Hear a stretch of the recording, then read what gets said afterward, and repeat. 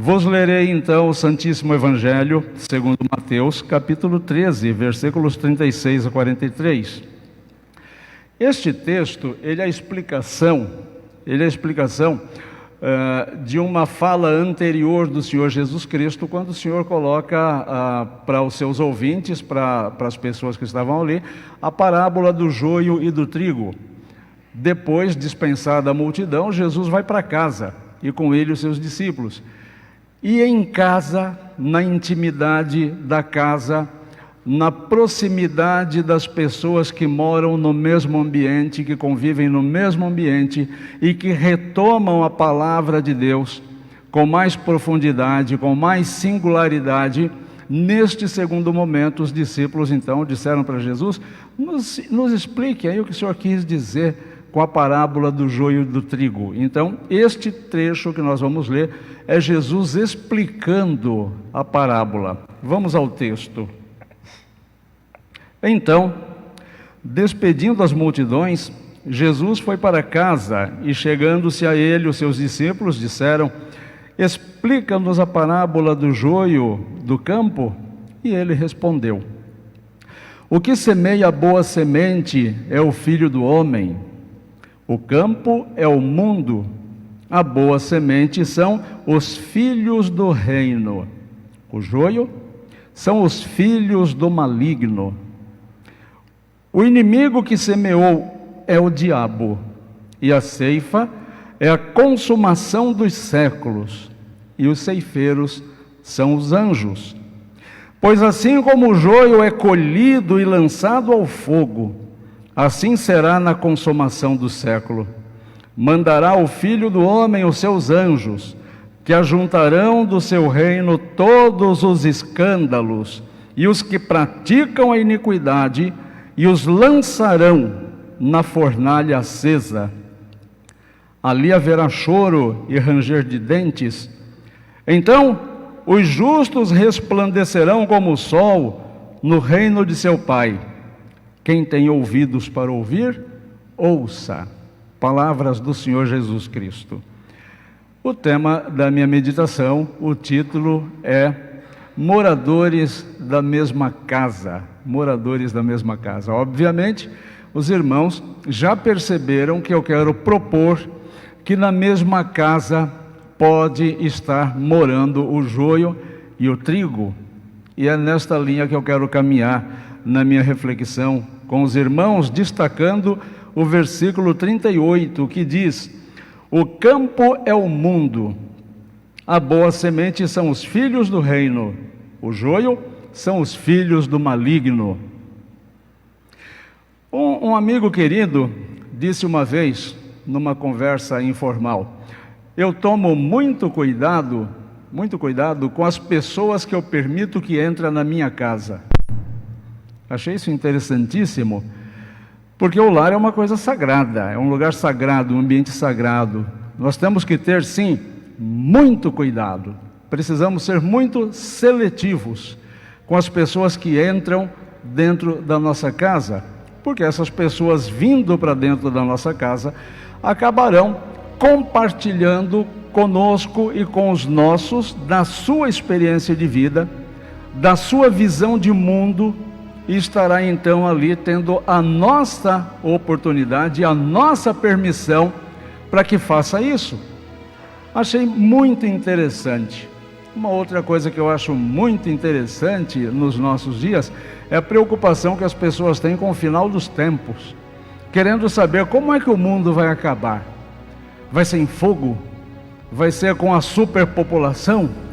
Vai ser com uma explosão nuclear? Como é que o mundo vai se acabar?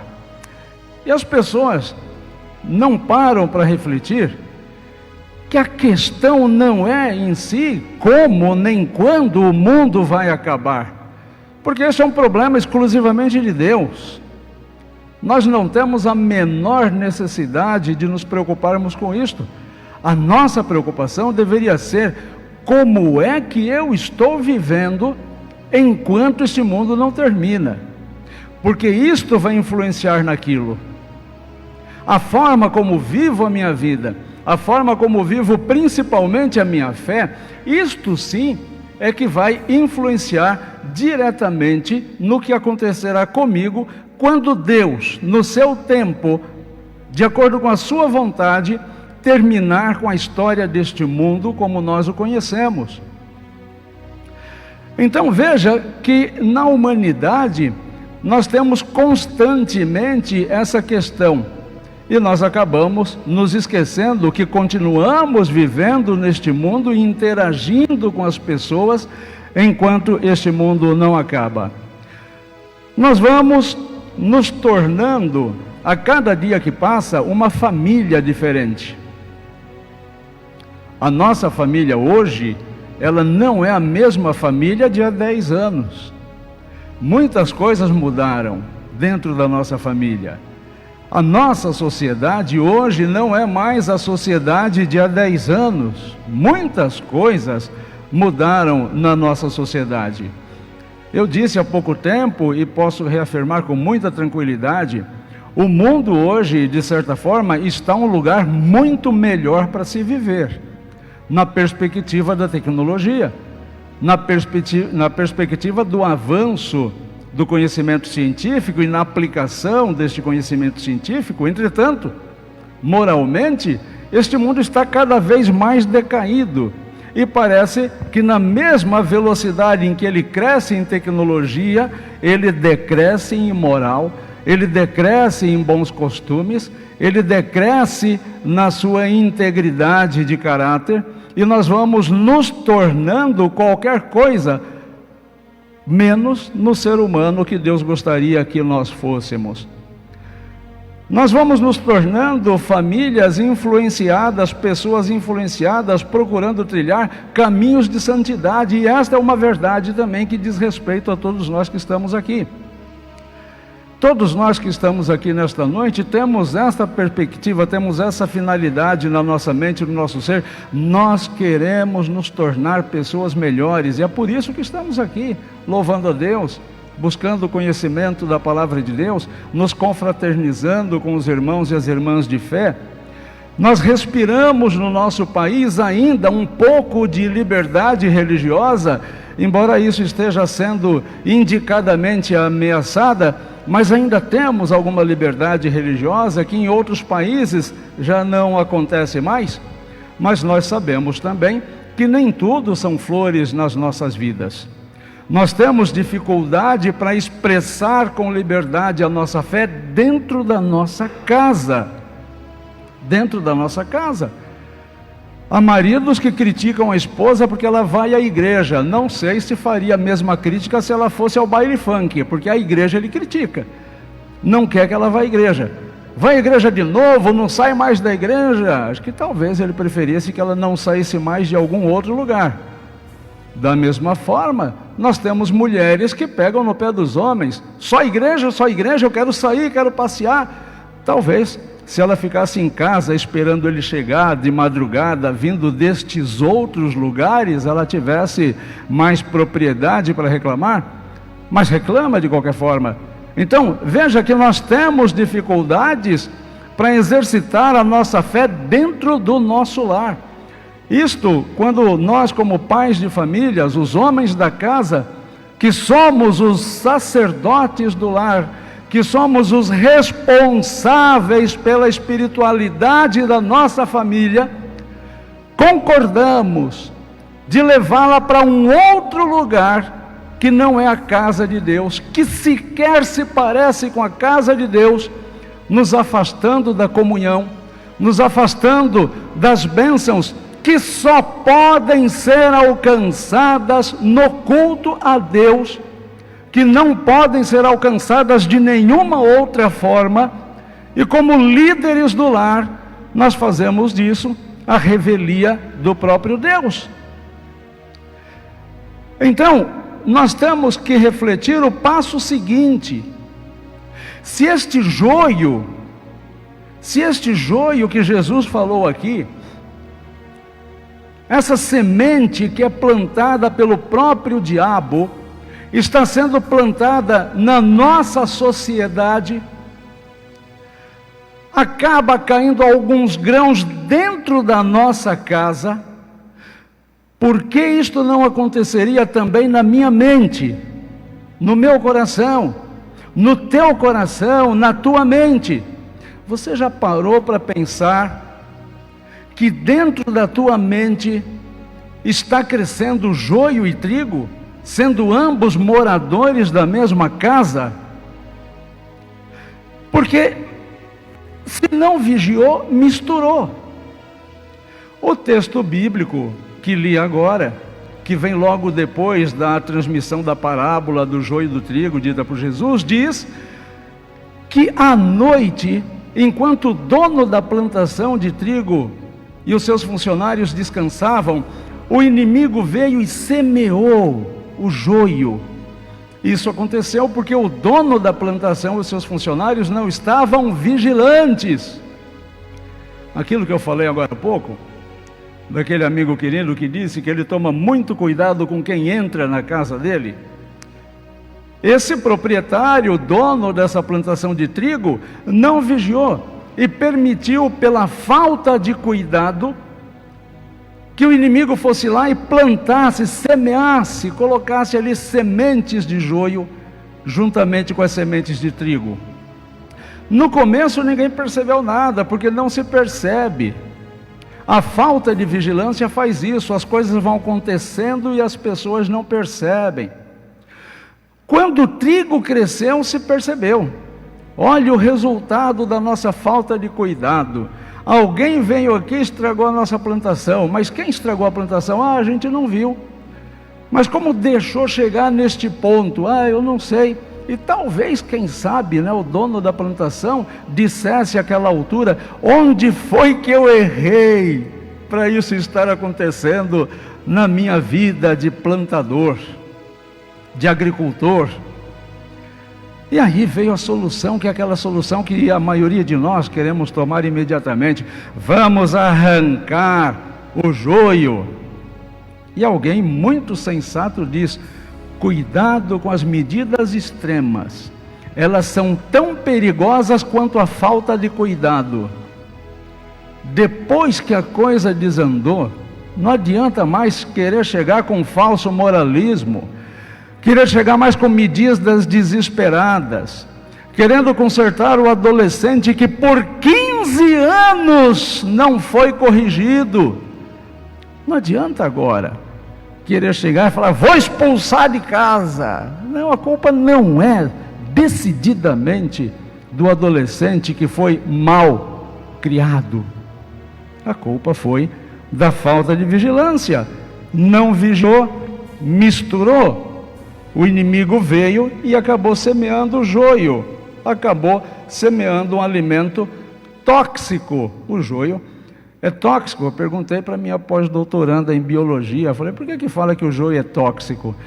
Aí ela me explicou: tem um componente lá no joio que, se ingerido, pode causar uma intoxicação muito séria. E a questão entre o joio e o trigo é que é difícil distinguir as suas raízes. Quando elas estão misturadas, só vamos perceber a diferença depois que estão todas do mesmo tamanho. Foi o que os trabalhadores quiseram fazer, arrancar. Não dá para fazer isso. E alguém não permitiu com muita sabedoria.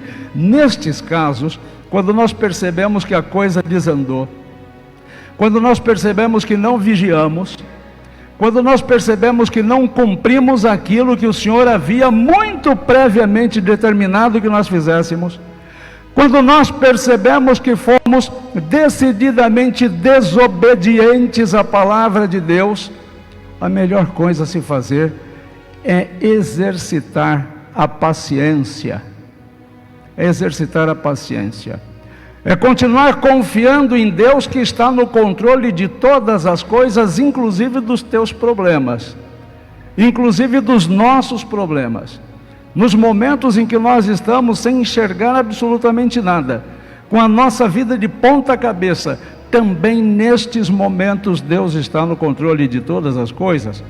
O melhor então é aguardar e esperar o tempo da colheita. Aí sim, o trigo vai ser arrancado e guardado no celeiro, e o joio será queimado no fogo.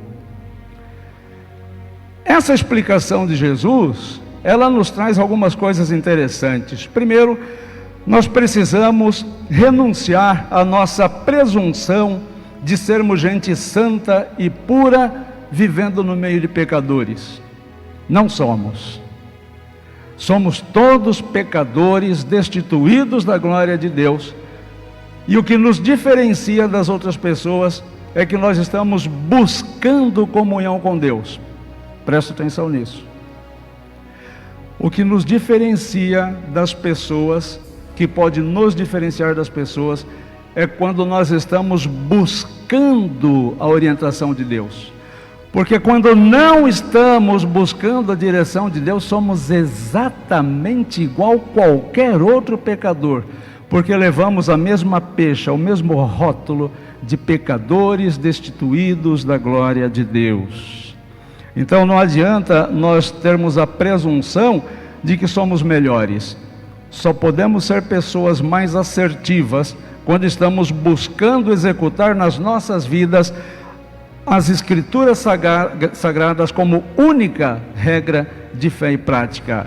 Eu repito, única regra de fé e prática. Não adianta perguntar para o especialista, não adianta perguntar para o doutor figurão, não importa. A única regra aceitável de fé e prática para a pessoa que quer ser trigo no reino de Deus é a Escritura Sagrada. As sementes de joio no nosso coração, e elas estão crescendo sem pressa no nosso coração, consequentemente na nossa família, consequentemente na nossa sociedade. Portanto, sejamos mais humildes para percebermos que carecemos da orientação das Escrituras, para entendermos que o nosso acho, a nossa opinião, tem trazido as famílias e a sociedade para lugares não bons.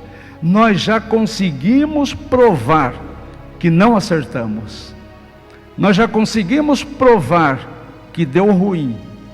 Então nós precisamos retornar para a Escritura. Uma outra lição que Jesus nos deixa aqui é que nós não podemos, por outro lado, nos arvorar em juízes dos outros, apontar o erro, quando o nosso coração também está cheio de joio. Não adianta eu olhar para outra pessoa e dizer: você errou, ou como fez Adão, a mulher que o Senhor me deu me fez errar. Os dois erraram. Eva errou, logo em seguida Adão errou, portanto os dois erraram. Quando dois brigam, os dois estão sem razão. Não adianta levantar o discurso de que eu tenho razão nesta demanda. Não tem. Se as duas pessoas estão brigando, as duas pessoas estão em pecado. Foi o próprio Senhor que recomendou: quando você estiver indo a caminho de uma audiência para falar com o juiz, entre em acordo com a pessoa com quem você tem a demanda, para que você não precise que o juiz decida as tuas questões como filho de Deus. O apóstolo Paulo também recomenda, com bastante clareza: enquanto for possível e no que depender de vós, tende paz com todos os homens. Então, nós precisamos compreender que numa questão de atrito, nós não devemos combater as pessoas, mas o problema. Usei há poucos dias o exemplo da pia cheia de louça. Vou pegar aqui minha esposa amada como exemplo, porque aí eu não preciso constranger ninguém. Mas a minha esposa disse para mim: olha lá, a pia está cheia de louça. Aí eu digo: pois é, a pia está cheia de louça. E aí ela me diz: mas você não vai lavar a louça? E eu digo: eu não posso lavar a louça agora. E ela diz: por que você não vai lavar a louça? E eu respondo: por que você não vai lavar a louça? E aí começamos a discutir os dois por causa da louça. E eu não converso mais com você, eu também não converso mais com você. E alguém diz: a louça vai ficar lá até juntar insetos, porque eu não coloco a mão na louça. Então você deixe juntar insetos, porque eu também não coloco a mão na louça. E a louça continua lá. Veja, nós deixamos de observar o problema para combater pessoas. Quantas vezes você já não fez isso? Em vez de resolver o problema, fica combatendo pessoas. Nós não temos que combater com as pessoas, nós temos que resolver os problemas. Nós não podemos tomar o lugar de Deus e querer garantir o inferno para o outro. Você vai para o inferno. Você não, né, bonitão? Só eu que vou. Eu tive a oportunidade de dizer isso uma vez para uma irmãzinha que me procurou numa igreja que eu cheguei. Ela disse: pastor, eu não converso com aquela irmã, então o senhor, por favor, não me coloque para conversar com aquela irmã. E eu disse: vocês duas já resolveram quem vai para o inferno primeiro das duas? Porque no céu, como é que vai fazer? No céu vocês não vão poder ficar juntas. E o Senhor não quer no céu ninguém com coração peludo. Então já resolveram como que as duas vão conviver no inferno? Porque com esse pecado no coração, decididamente não vai para o céu. Então não tomemos o lugar de Deus, de falar: olha aquela pessoa, olha aquela família, olha aquele coração, olha o comportamento, olha o que fala. Abandona isso. Quem julga é Deus, e Deus só vai julgar no tempo oportuno. Por isso eu disse no começo da minha meditação, muito mais importante do que pensar no final do mundo é pensar como eu vivo hoje, é pensar no que eu estou fazendo agora, porque Deus vai me dar todas as chances de eu me converter enquanto eu estiver vivo, ou enquanto até que Ele volte. Uma das duas coisas com certeza vai acontecer. Se eu não vê-lo descer as nuvens, eu irei antes e me encontrarei com Ele de uma forma ou de outra. Então nós devemos apontar os erros estratégicos, sim, mas não fazer isso de forma equivocada, combatendo pessoas. Nós não podemos desrespeitar a dignidade do outro, porque quando eu faço isso, eu afronto uma pessoa criada à imagem e semelhança de Deus. Não vamos colocar ninguém no inferno, não vamos julgar para não sermos julgados. Foi a orientação do Senhor Jesus Cristo. Tem mais uma coisa que nós percebemos aqui nessa parábola. Nós precisamos e temos a necessidade de continuar sendo bons. Precisamos continuar sendo bons, não obstante a dificuldade que isso demonstre. Apesar de estarmos rodeados de tentações e convivendo com o joio, nós precisamos ser bons. E a minha bondade não pode depender de você. Olho por olho e todos morrerão cegos. O meu agir e o meu falar não pode ser resultado do que você faz na minha vida. Tem que ser exclusivamente resultado das minhas decisões. O mal me obriga a ser bom com maior consciência.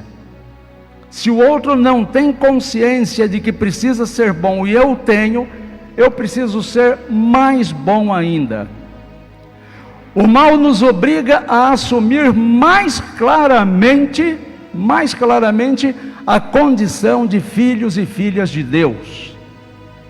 Então, se dentro do teu lar físico reina o pecado, se na sociedade, nos grupos sociais onde você transita reina o pecado, brilhe a tua luz diante das pessoas, para que vejam esta luz que brilha em você e glorifiquem o teu Pai que está nos céus. Que o mal não nos faça maus, mas que o Espírito de Deus nos mantenha como pessoas boas. Os plantadores de joio, os falsos cristãos, as falsificações cristãs são reais. O joio é real. E eles geralmente são pessoas muito legaizinhas. O joio que pode entrar no teu lar, e não precisa ser só aquele amigo duvidoso, ou aquela amiga duvidosa que você põe dentro da tua casa, não necessariamente, mas quando se diz, eu tomo muito cuidado para quem eu abro a porta da minha casa, eu posso ampliar isso para os programas de TV, as músicas que eu ouço, as literaturas que tem dentro da minha casa, não posso? Não é possível ampliar para isso? Que programa de TV você ouve? Que programa de TV você leva seus filhos? Que programa você leva seus filhos para assistirem? O que é que os artistas que você autoriza seus filhos verem ensinam para os teus filhos? Então eu posso dizer que esse joio que Jesus usou para simbolizar pessoas e não uma planta, Jesus não está falando aqui necessariamente de plantas, ele usou plantas para representar pessoas. Então estes joios, estas pessoas, que o próprio Jesus, e não eu, que o próprio Jesus chama de filhos do maligno. Eu achei que Jesus foi tão gentil aqui, né? Filhos do maligno, não ficou bonitinho? Fosse eu diria assim, os filhos do diabo. Mas Jesus é mais polido que eu, né? Então ele falou assim, os filhos do maligno. Esses filhos do maligno, eles são sempre muito legaizinhos. Porque se eles fossem apenas pessoas más, se eles fossem simplesmente maus, eles teriam acesso a você? Creio que não. Se os hipócritas rosnassem e resmungassem um pouco, isso ajudaria essas pessoas na sua missão de hipocrisia? Mas o hipócrita, o mentiroso, aquele que traz a discórdia, eles parecem sempre muito agradáveis. Eles sempre falam de forma dócil. Eles têm uma conversa boa. Ele se aproxima da tua esposa, ele se aproxima do teu marido e ele se aproxima dos teus filhos, eles se aproximam dos teus pais, sempre de forma muito macia, de forma suave, e vão aos poucos contaminando, colocando joio na mente das outras pessoas. Elas são pessoas tão boas e é por isso que é tão difícil detectar que eles estão dando falsos ensinamentos. Perceba as igrejas que ensinam coisas ruins, como estão aí repletas. É com dor no coração que a gente vê, por exemplo, crentes virando assunto de piada para alguns humoristas. Não é isso? O Instagram não está cheio de pessoas imitando os trejeitos de alguns crentes e fazendo piada, fazendo comédia com aquilo? Na parábola do joio e do trigo, descobriram que havia joio junto com o trigo, e descobriram que não dava para arrancar o joio e que no final o joio e o trigo só seriam percebidos na hora da colheita.